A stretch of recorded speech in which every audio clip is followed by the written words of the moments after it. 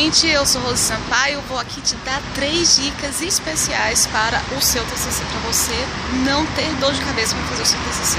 Primeira dica, identifique a diferença entre o assunto e o tema. Assunto é o aspecto geral, o tema é o específico. O seu orientador deve ter te dito isso em algum momento.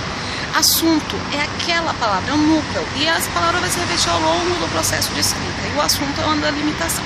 Por exemplo, se o seu assunto, se a sua área é a área de literatura, aí você quer trabalhar com literatura infantil, isso é um assunto, mas é muito amplo. O que sobre literatura infantil é o que você tem que definir.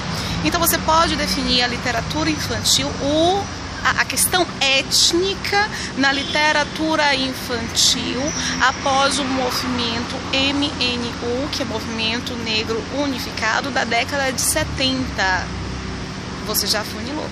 Mas você pode afunilar mais um pouquinho, tratar disso numa determinada região e com um determinado escritor que esteja sendo apresentado à literatura nacional contemporânea. Como, amor de Deus, não confunde o que é uma monografia com o que é uma tese. A monografia não é para você apresentar um posicionamento, não é para você criar algo novo, não é. É para você fazer levantamento de dados. É você fazer a leitura e transpor essa leitura, esses pontos que foram analisados no seu texto.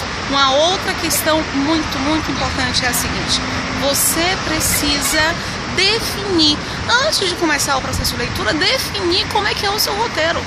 Ou seja, vai ser o seu sumário. Eu fiz uma coisa muito bacana para uma amiga, sentamos juntas, conversamos sobre o tema dela e identificamos já a apresentação de um sumário. Com aquele sumário ela iria fazer, aliás, porque ainda não terminou, ela vai fazer a sua monografia. Ela vai trabalhar com cada um dos referenciais que foram antes selecionados no momento da nossa conversa, ok? A orientação é simples. Você identifica o seu assunto, delimita o tema e analisa quais são as vertentes a partir desse tema e quais são os autores com os quais você vai trabalhar. Uma coisa muito importante, terceira e última dica para vocês: leiam já fazendo a identificação, a seleção. Você vai ler, como você já tem um roteiro que foi ali apresentado pelo sumário, você vai fazer a leitura já pegando os fragmentos que te interessaram e colocando no seu texto.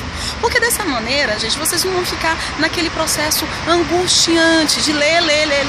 Depois, quando vai produzir, diz assim: ai meu Deus, eu não lembro onde é que eu li isso. Então, uma leitura já sistematizada, tá?